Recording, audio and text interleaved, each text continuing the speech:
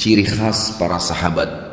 Apa yang membuat para sahabat itu bisa terbentuk pribadinya sampai mereka mencapai prestasi-prestasi yang luar biasa, tidak bisa dibayangkan gitu. Prestasi kaya rayanya dari sisi materi, prestasi kecerdasan dari sisi kepintaran, kemudian prestasi mereka dalam berumah tangga, memiliki keturunan, pasangan yang baik, kemudian juga prestasi nama harum, prestasi keberanian, keperkasaan di kancah peperangan, prestasi-prestasi yang sangat banyak sekali. Kira-kira apa kata rahasianya sampai para sahabat bisa mencapai derajat itu? Ini sengaja saya buka di awal pertemuan kita agar nanti jangan seseorang di antara kita hanya berpikir closing materinya, oh itu kan sahabat. Padahal sebenarnya bukan karena kasus itu.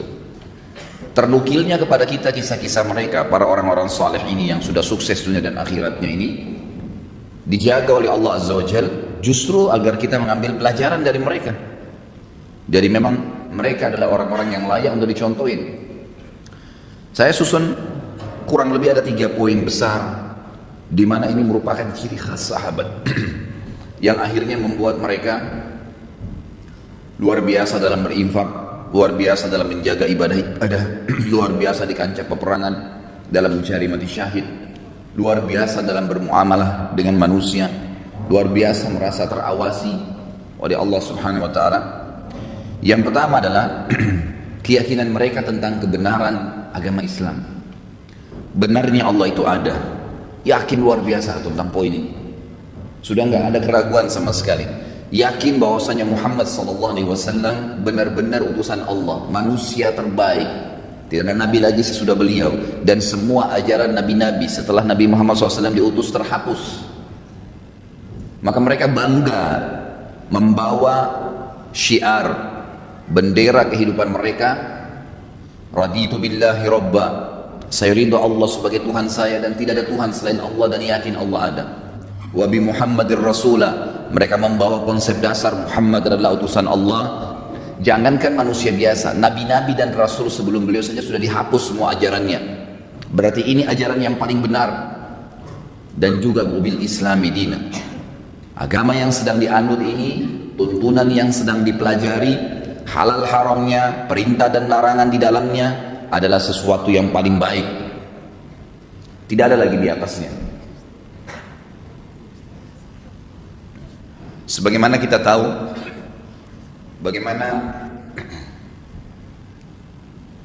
Allah Subhanahu wa taala berfirman dalam Al-Qur'an, kekal abadi selama kehidupan di dunia ini masih ada, Al-Quran belum diangkat oleh Allah Subhanahu wa taala, maka tetap firman ini akan ditilawakan. A'udzubillahi minasyaitonirrajim. Innad dina 'indallahi al-Islam. Agama yang diterima di sisi Allah hanya al-Islam, tidak ada yang lain. Coba tanamkan poin ini ke diri kita, teman-teman sekalian.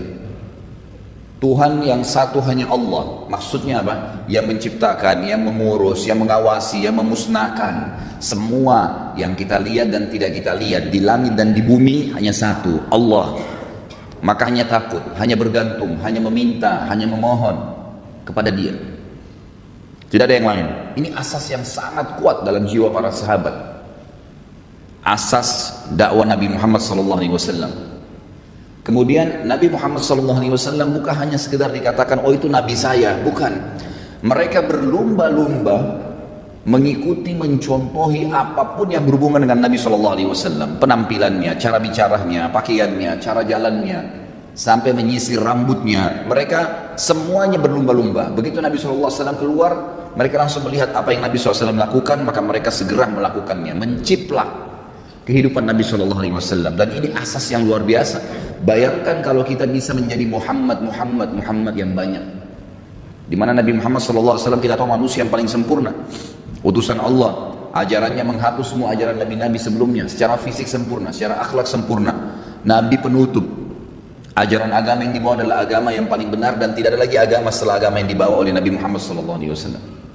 Keyakinan ini betul-betul tertanam dalam hati mereka, sehingga tidak ada yang perlu diidolakan kecuali satu orang saja, Muhammad SAW. Nggak ada yang lain. Ini tertanam luar biasa dalam jiwa mereka.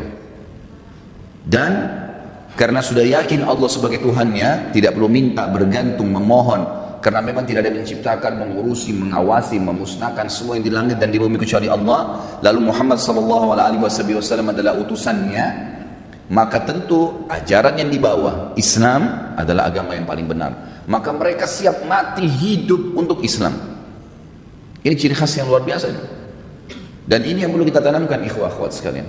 Bagaimana kita tanamkan poin dasar ini?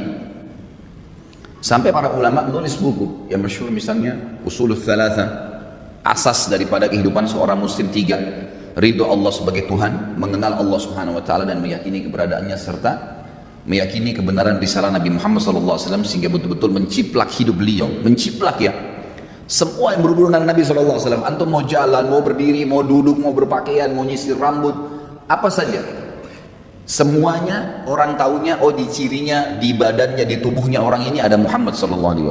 Ajarannya maksud saya, semuanya ada di situ. Apa yang dicontohkan, apa yang diajarkan, apa yang diperintahkan, dan semuanya dari diri dia jauh apa yang dilarang oleh Nabi Muhammad SAW. Kemudian mereka bangga dengan Islam. Sekarang ini kita temukan kaum muslimin luar biasa kan? Namanya Muhammad, namanya Ahmad, tapi tidak ada ciri Muhammad, tidak ada ciri Ahmad, yang dua-duanya nama Nabi Muhammad SAW. Sebagaimana beliau bersabda, li khamsu asma, saya punya 5 buah nama. Ana Muhammadun wa ana Ahmad wa ana Hashir wa ana Akhir wa ana al-Mahi. Saya adalah Ahmad dan Muhammad, namanya sama, artinya terpuji. Kemudian saya adalah Hashir, alladhi yuhsyarun nasu baina yaday, yang akan dibangkitkan manusia pada hari kiamat setelah aku dibangkitkan. Ini idola kita, panutan kita teman-teman sekalian. Muhammad SAW ini adalah orang yang paling sempurna. Hari kiamat pun orang yang paling pertama dibangkitkan. Kemudian dikatakan oleh beliau, wa ana akhir alladzi la nabiyya ba'di, saya akhir, tidak ada nabi setelahku. Enggak usah lagi pusing-pusing nunggu nabi. Semua nabi-nabi sebelumku juga sudah dihapus ajarannya, cuma diimani keberadaannya. Enggak perlu lagi cari yang lain. Lalu beliau mengatakan, wa ana mahi alladzi yamhu Allahu biha syirk, dan saya mahi yang akan dihapus semua kesyirikan, kekufuran dengan datangku. Artinya selain ajaran beliau semuanya tidak benar. Sampai seperti itu.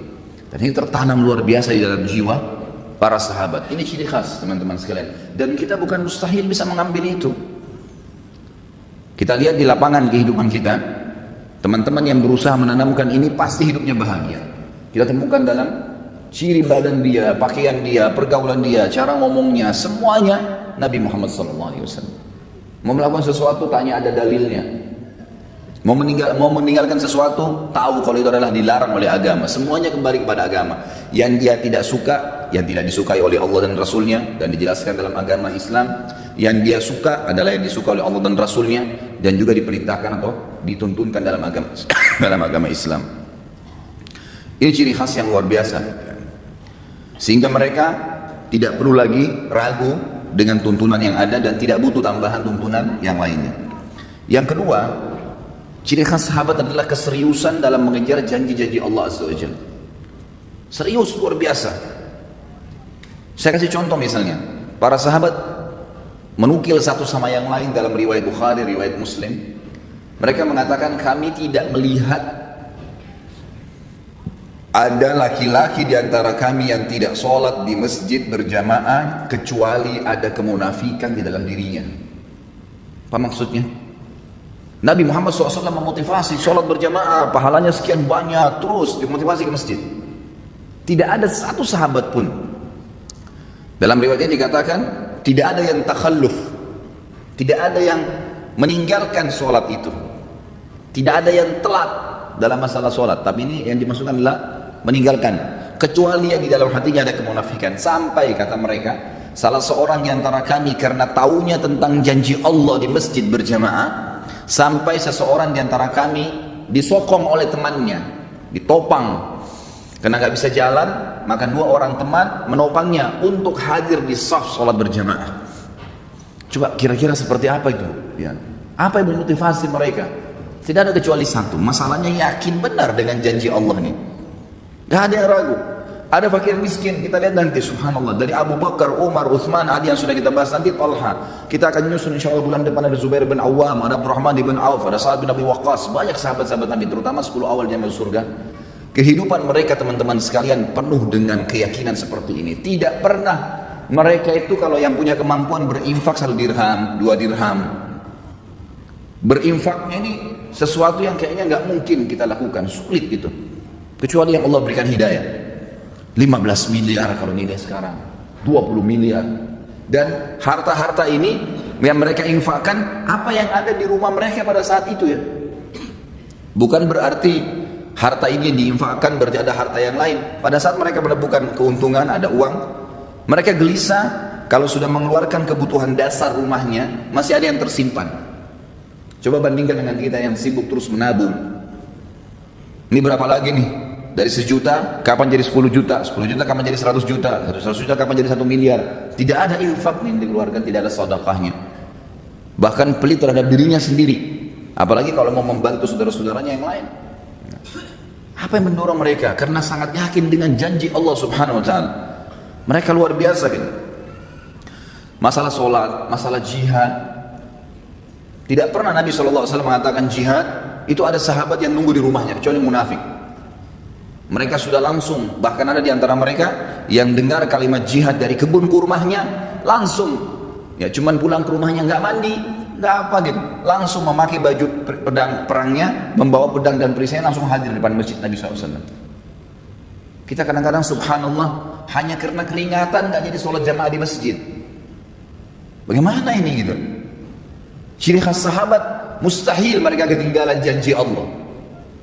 Karena prinsip dasarnya dalam masalah ibadah, ikhwan dan akhwat sekalian, sekali kita ketinggalan ibadah itu, sulit sekali untuk mengulanginya. Saya sering sampaikan di pengajian saya, kalau seandainya kita masbuk sholat subuh 1 rakaat, mungkin ada udzur, mungkin sakit perut, anggaplah, ketiduran, anggaplah. Tapi udzur ini hanya akan melepaskan kita dari hukuman Allah Subhanahu wa taala, walaupun di perbuatan itu ada hukuman.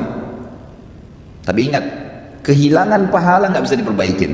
Beda antara orang yang ketiduran masbuk 1 rakaat dengan orang yang dasarnya memang bangun dan tiap hari dia paksakan dirinya untuk mendapatkan dari rakaat pertama. Beda pahala, walaupun sama-sama hadir subuh. Dan yang masbuk 1 rakaat sampai hari kiamat, dia tidak akan pernah bisa memperbaiki kekurangan 1 rakaatnya itu. Coba kalau kita masbuk misalnya, pas datang imamnya sudah rakaat kedua, masih bisakah kita bilang, imam maaf kembali ke rakaat pertama untuk kita ikut dari awal takbiratul ihram? Nggak bisa. Berarti orang yang ikut dari awal sama imam, dari Allahu Akbar sudah dicatat pahala oleh malaikat, dari iftitah sudah ada pahalanya, dari Al-Fatihah sudah ada pahalanya, dari surah yang dibaca ada pahalanya, ruku ada pahalanya, gerakan dan bacaannya, itidalnya, kemudian terus 1 rakaat sujudnya. Bukankah kata Nabi SAW, ya, tidak ada seorang pun yang sujud 1 kali untuk Allah kecuali Allah akan tinggikan derajatnya. Waktu seorang sahabat berkata, ya Rasulullah, saya ingin bersama dengan anda di surga. Kata Nabi SAW, ada yang lain kau minta? Dia bilang, tidak ada ya Rasulullah, itu saja, saya ingin bersama anda di surga, pandu saya untuk itu. Kata Nabi SAW, bantu saya agar kamu bisa bersama saya di surga dengan memperbanyak sujud. Sekali kita kehilangan sujud, tidak bisa diperbaiki. Nanti kita sujud memang ya, tetapi kata para ulama, orang yang masbuk, yang dia dapat berjamaah, dapat pahala jamaah gitu kan? Yang dia masbuk yang tersisa, itu akan mendapatkan pahala yang bukan berjamaah lagi. Artinya berkurang kan gitu. Dosakah dia? Tidak dosa, nggak ada hukuman depan Allah SWT karena dia ada uzur ya. Tetapi perlu jeli teman-teman sekalian memahami bahwasanya tidak bisa terulang peluang ibadah itu. Saya pernah menemukan seorang ibu dengan anaknya miskin luar biasa, pakainya saya lihat gitu. Saya habis taklim di kampung Melayu, kemudian saya keluar, dia beri isyarat minta uang gitu. Saya memang sudah niat mau membantu. Saya bilang sebentar bu ya, karena saya lihat ibu itu duduk di bawah pohon gitu. Saya memang sudah niat mau memberikan apa yang saya dapatkan dari ceramah diberikan oleh majelis taklimnya. Kemudian saya sholat dulu bu, buru-buru karena saya takut iqamah, waktu itu sudah azan. Saya pun pergi ke sana, kemudian saya sholat berjamaah. Saya lupa nih kalau ada yang minta tadi, habis sholat duhur, saya selesaikan juga sholat nafilahnya di situ ba'diyah duhur, baru saya pulang, baru saya kembali. Mobil saya parkir kebetulan di dekat majelis taklim dan dekat pohon yang ada ibu minta-minta tadi. Subhanallah, tuh saya kembali, tiba-tiba saya lihat pohon tersebut, saya teringat, wah tadi ibu yang minta. Mana dia? Saya cari gak ada. Cari keliling gak ada, sampai saya naik mobil saya 3 kali, ikhwat sekalian putar balik di situ. Nyari ibu itu mana? Sudah gak ada, sudah pergi. Pada saat itu subhanallah, Allah masukkan dalam hati saya penyesalan yang luar biasa. Khalid, berapa menit tadi itu, berapa detik kamu korek kantong kamu untuk kasih ke fakir miskin ini? Sekarang dia sudah pergi, kamu mau dapat pahala dari mana dari orang ini lagi? 3 kali saya putar gak ketemu sama orang itu. Semenjak itu ikhwah-ikhwah sekalian, saya tidak pernah tunda. Kapan ada kesempatan tidak boleh ditunda, karena ini tidak bisa terulang lagi gitu kan. Nabi kita Muhammad SAW dalam hadis Bukhari selesai sholat asar tiba-tiba berdiri dengan sangat cepat, lalu melewatin para sahabat ke rumah beliau. Sahabat semua heran. Kata para sahabat yang meriwayatkan hadis ini, kami heran melihat cepatnya gerakan Nabi SAW. Gak lama kemudian sahabat masih berzikir, Nabi SAW kembali lagi dengan tenang, lalu duduk kembali menyambung zikirnya. Para sahabat bertanya, ya Rasulullah, mudah-mudahan ada kebaikan, kenapa tadi anda melakukan gerakan begitu cepat? Apa kata Nabi SAW? Perhatikan. Kata Nabi SAW, tadi sebelum sholat asar, saya sudah mengumpulkan sesuatu yang ingin saya keluarkan, yang ingin saya bagikan, saya infakkan, saya sedekahkan. Namun, saya tadi tersibukkan, tidak sempat saya keluarkan sebelum sholat. Maka saya ke rumah saya, kemudian saya membagikannya seperti yang saya inginkan, lalu saya kembali berzikir. Jadi Nabi SAW pada saat lupa, ingat langsung menyelesaikan, lalu kembali lagi berzikir. Bayangkan ya, bagaimana cepatnya Nabi SAW mengerjakan sebuah amal saleh. Jangan ketinggalan ikhwah-ikhwah sekalian. Puasa Senin Kamis, kenapa antum gak puasa nih? Saya masih bingung kenapa ada orang gak puasa. Antum mati kalau puasa. Alasannya hanya karena panas, alasannya hanya karena kantor. Lalu kapan panas itu hilang? Gak bakal hilang. Tapi sekali Senin antum gak puasa, maka di buku amal antum nanti sampai hari kiamat kosong dari puasa Senin itu, rugi sendiri. Ini butuh sebuah keyakinan, ada janji Allah di situ. Dan maghrib gak kemana-mana, akan datang maghrib itu, akan datang maghrib. Kita akan buka puasa, Allah bukan menggolimi hambanya. Syaitan akan terus membisikkan dari pertama kita mau sahur, atau bahkan mungkin tidak sahur, kamu tidak sahur nanti lemas. Itu semua godaan syaitan, tepis. Manusia itu bisa hidup tanpa makan, tanpa minum minimal 3 hari. Tidak makan, tidak minum bisa hidup 3 hari. Gak usah antum khawatir gitu. Apalagi maghrib nanti sebentar, nanti sampai 5 detik, sedetik pun sebelum azan, syaitan masih godain supaya batalin puasanya. Dan dia akan kalah pada saat dengar azan antum minum. Makanya kata Nabi SAW, lis-shaimi farhatan, orang yang puasa punya 2 kemenangan dan kegembiraan. Farhatun inda fitri, gembira yang dia dapatkan pada saat buka puasa. Di sini makna hadisnya bisa berarti kegembiraan pada saat dia minum karena hausnya hilang, bisa kegembiraan karena dia berhasil mengalahkan syaitan, dia akan dapat pahalanya. Wa farhatun inda liqa'i rabbi, dan kegembiraan pada saat dia bertemu dengan Tuhannya. Lagi lampu merah, lagi ada waktu lowong, seperti antum sibuk membaca SMS, WhatsApp, BBM. Coba lowongkan di antara waktu-waktu antum sehari berapa kali buka HP, baca Al-Quran. Baca Al-Quran 5 ayat, 10 ayat. Coba lihat nanti jeda waktu saja antara azan dan iqamah, atau jeda waktu lagi nunggu azan kalau antum lagi di kantor, atau jeda waktu selesai pekerjaan duduk sebentar habis minum air. Coba lowongkan waktu antara minum air, hitung detiknya pakai stopwatch. Minum air anggap 15 detik, 15 detik antum pakai baca Al-Quran. Coba lihat berapa ayat yang antum dapatkan. Baca. Kalau tidak kapan nih? Ingat, dalam ibadah harus dipaksakan baru bisa. Kalau kita tidak paksakan diri kita, tanda kutip, tidak paksakan sholat malam, tidak paksakan berpuasa, tidak paksakan bersedekah, tidak paksakan mengambil Quran dari rak atau membuka ya, aplikasi Quran di HP dan dibaca, tidak paksakan menjenguk orang sakit, tidak paksakan hadir di majelis ilmu, tidak bakal pernah bisa, karena syaitan selalu menghambat kita. Allah mengingatkan dalam Al-Quran masalah itu. A'udzubillahi minasyaitonirrajim, walladzina jahadu fina lanahdiyannahum subulana. Orang-orang yang jahadu fina artinya berusaha memaksakan diri menuju ke perintah-perintah kami, jalan-jalan kami, meninggalkan larangan-larangan kami, maka kami akan pandu dia menuju ke jalan-jalan kami. Lanahdiyannahum subulana, kami mudahkan mereka untuk mengamalkannya. Jadi ini butuh sekali pemahaman. Ini ciri khasnya sahabat, sangat yakin dengan janjinya Allah. Nggak ada yang bagi mereka harus hilang kesempatan itu. Ingat asas pertama dulu, keyakinan tentang kebenaran Allah, Rasul dan Islam ini. Kemudian muncul dengan sendirinya keyakinan yang muncul adalah benarnya janji Allah Subhanahu wa taala. Dan yang ketiga adalah ciri khas yang luar biasa, keseriusan mereka dalam menjauhi ya, apalagi meninggalkan larangan-larangan Allah. Luar biasa mereka dalam meninggalkan larangan Allah ini. Bisa dikatakan yang melakukan kesalahan dalam kehidupan sahabat itu dihitung jari. Individu tertentu itu pun dilakukan sekali, dua kali.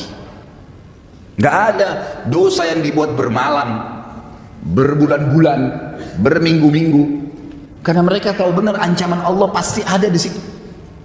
Ingat, dosa seperti segelas racun.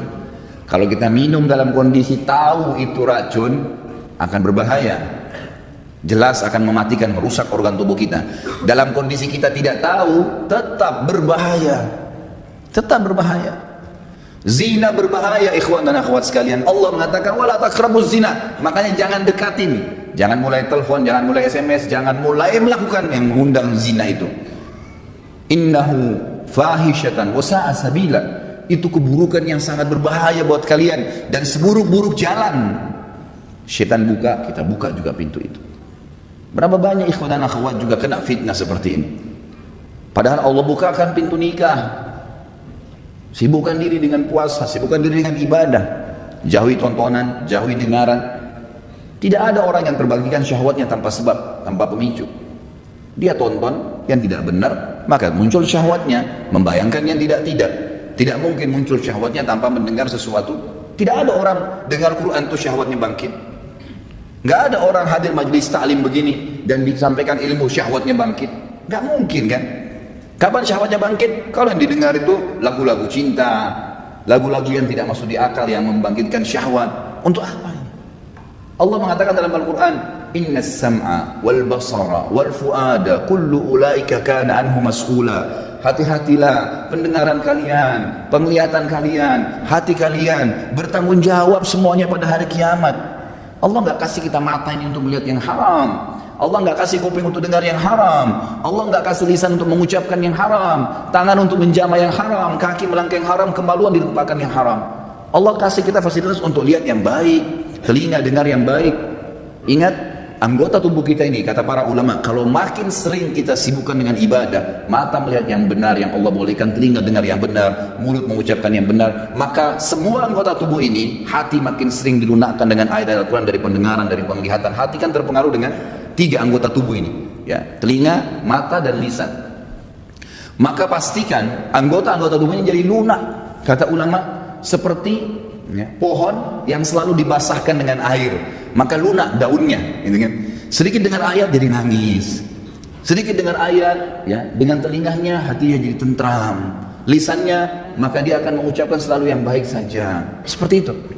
Ingat, ancaman Allah tidak mungkin luput. Banyak orang selalu tergiur dengan firman Allah SWT, Innallaha ghafurur rahim, Allah maha pengampun, tapi lupa, wa innallaha syadidul iqab, dan Allah berat siksaannya. Allah mengampun benar, tapi siksaannya juga Allah berat. Sahabat sangat pekah dengan ini. Mereka luar biasa, ini ciri khas yang luar biasa. Mereka betul-betul ya serius.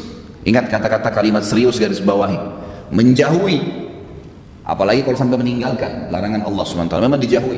Semua pintu sudah mulai terbuka, langsung mulai terbuka pintu satu langsung ditutup sama dia. Udah nggak mau lagi.